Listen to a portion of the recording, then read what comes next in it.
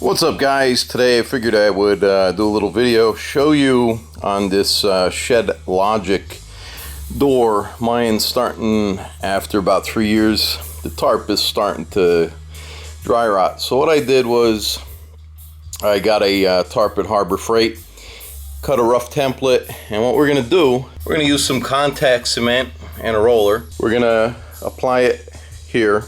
And contact cement, believe it or not, man, it's fucking expensive. For that cord over there that you just saw, it was like fucking $23. Unbelievable. You used to get it for like 10 bucks, 11 bucks. And then what you want to do is just make a rough template. Make sure, you know, it's not square. Like this ain't square because of the way it's sewn. And then we're going to put it on here and then on the shed door.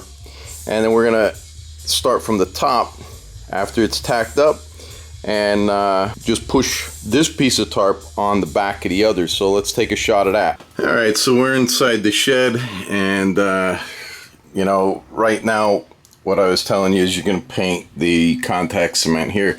You gotta take these eye hooks out. Don't try and put the holes in the new tarp, and then just, you know, come down. You don't want to go under here, but we're gonna drop down, and then when it tacks up, you're gonna have to, you know, probably have a helper, or maybe not. Just zip it down and rub your hand over the two tarps, and then burn holes through here or whatever, and it'll give you more protection. All right, so there it is.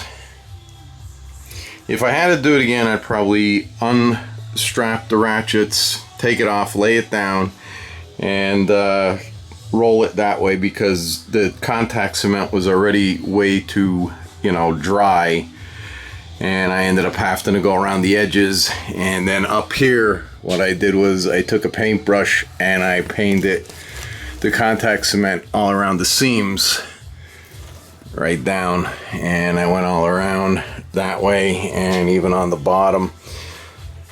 Much heavier. Hopefully it'll last. And then for this here, I went from the outside and just took a torch, heated a nail up, and went around each side, and that's it.